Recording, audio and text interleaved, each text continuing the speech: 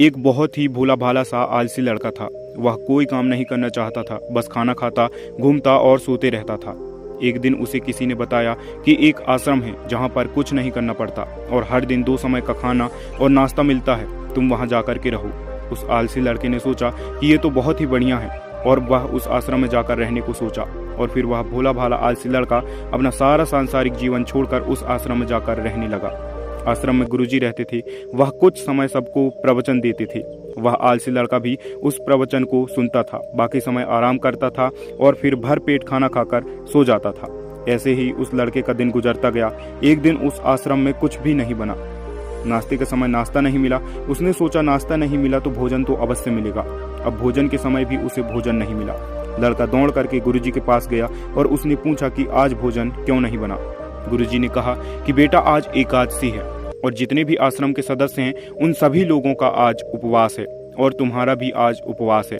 आज भोजन नहीं बनेगा। वह लड़का आलसी था और उसे भूख भी बहुत लगी थी। उसने गुरुजी से बोला कि मैं उपवास नहीं रहूंगा, मुझे भूख लगी है, मैं खाना खाऊंगा। गुरुजी ने बोला ठीक है, जाओ भंडारे में से सामान लेकर के आओ और आश्रम में नहीं बाहर ले जा करके बना लो, लेकिन याद रखना भोजन बनाने के बाद सबसे पहला भोग भगवान को लगाना और फिर तुम प्रसाद पाना। वह लड़का बोला ठीक है और फिर अनाज लेकर नदी की ओर पहुंचा। तैयार हुआ, उसके बाद कहने लगा कि भगवान श्री राम आइए, पधारिए, भोग लगाइए।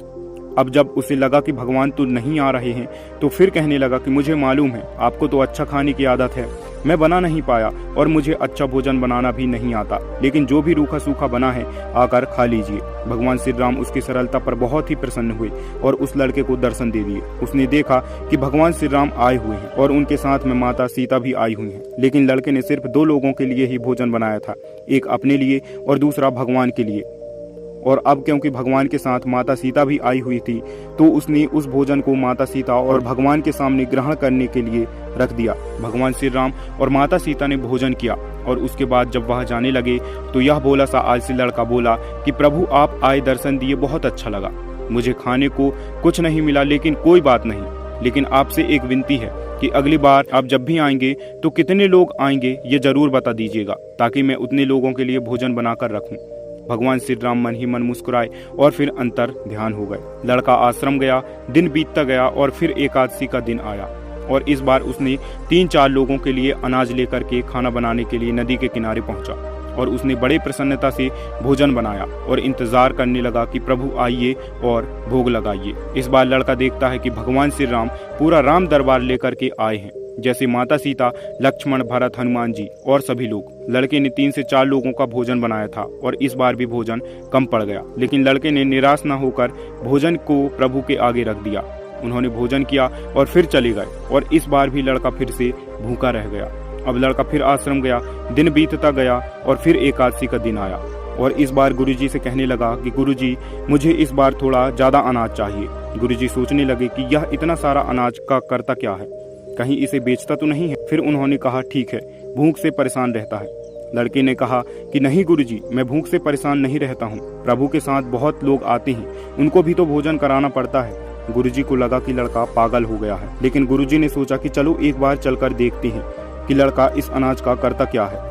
वह भोला सा आलसी लड़का अनाज लेकर के नदी के किनारे पहुंचा और इस बार भोजन नहीं बनाया। उसने सोचा कि प्रभु हर बार ज्यादा लोगों को लेकर के आते हैं, इस बार वह जितने भी आएंगे खुद बना करके भोग लगा लेंगे और फिर प्रेम से प्रभु को बुलाने लगा। गुरुजी ये सब छुप कर देख रहे थे कि ये भोजन तो बनाया नहीं है और प्रभु को बुला रहा है, लेकिन लड़के ने देखा कि इस बार प्रभु के साथ बहुत से लोग आए हुए हैं, तो उसने प्रभु के सामने हाथ जोड़ करके कहा कि प्रभु माफ करना, आप बहुत सारे लोग आते हो, मुझे संख्या पता नहीं होती है और मेरी हिम्मत भी नहीं होती कि इतने सारे लोगों के लिए भोजन बनाऊं। आप स्वयं आइए, बनाइए, खाइए और भोग लगाइए। प्रभु मुस्कुराते हैं और अपने साथ आए सभी लोगों के साथ मिलकर के भोजन बनाते हैं। गुरुजी ये सब छुप करके देखते हैं और फिर लड़के के पास आकर के कहते हैं कि तुम ये क्या कर रहे हो।